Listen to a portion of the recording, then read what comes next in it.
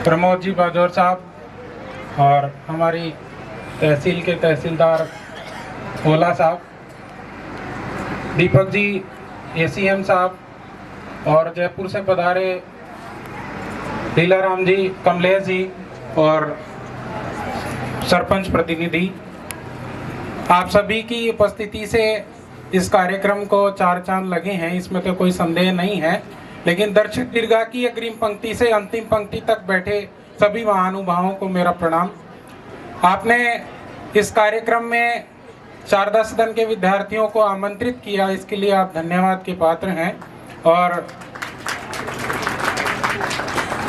केवल आमंत्रित ही नहीं किया, 2 दिन पहले भले आनंद फानन में सूचना मिली कि आपको ये कार्यक्रम आयोजित करना है, तो दीपक जी का फ़ोन आया और शायद मैं कहीं बाइक पे चल रहा था, मैं फ़ोन अटेंड नहीं कर पाया। तो लीलाराम जी और कमलेश जी दोनों विद्यालय में आए, बोले साहब हमारे को एक कार्यक्रम आयोजित करना है और बड़ी तुरंत में सूचना मिली है, तो इस कार्यक्रम को कैसे अंजाम तक पहुंचाया जाए। तो उसमें इन प्यारे बच्चों का जो साथ मिला है उसके लिए मैं इनका साधुवाद करता हूं और धन्यवाद अर्पित करता हूं। दरअसल माकड़ी फाटक से शारदा सदन का ही नहीं है, पूरे ग्रामवासियों का एक बहुत पुराना संबंध रहा है। जब यहाँ एक गेटमैन हुआ करते थे और इस फाटक को बड़ा सुंदर तरीके से सजा करके वो रखते थे। मेरे दादाजी रोज हर शुक्रवार को जयपुर जाते थे और मैं उनको छोड़ने के लिए हर शुक्रवार को यहाँ आता था। तो ये फाटक ही एक सहारा होता था और वहाँ जो गेटमैन था वो एक सहारा होता था। सुबह 5 बजे यहाँ और कोई नहीं मिलता था उनके अलावा।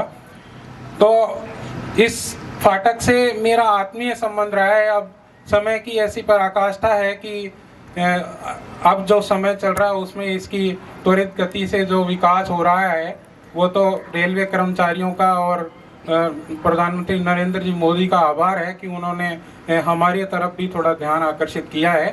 कल परसों एक भाषण सुन रहा था नरेंद्र जी मोदी का, तो उन्होंने कहा कि मोदी सरकार केवल शिलान्यास नहीं करती है, मोदी सरकार केवल शिलान्यास नहीं करती है, उद्घाटन भी करती है और पुनर्विकास भी करती है। और जो कार्ड मिला उसमें इन चीज़ों का जिक्र था। उद्घाटन, शिलान्यास और लोकार्पण तीनों कार्यक्रम जो हैं आज पूरे राजस्थान में आयोजित हो रहे हैं। 554 रेलवे स्टेशनों का पुनर्विकास और लगभग 1500 जो अंडर ब्रिज हैं उनका आज लोकार्पण का कार्यक्रम रखा गया है। इसके लिए नरेंद्र जी मोदी का आभार और हमारे सुबेदानंद जी सरस्वती का भी आभार, जिन्होंने माकड़ी फाटक में जो अंडरपास की हमारे को सुविधाएं प्रोवाइड करवाई हैं, जिससे गांववासियों को आने जाने में और अपने खेतों की सुरक्षा में जो आसानी उपलब्ध होगी, उसके लिए आपका बहुत बहुत धन्यवाद। आपने मुझे इस मंच पर आकर संबोधन देने का जो मौका दिया है उसके लिए आपका साधुवाद, बहुत बहुत धन्यवाद।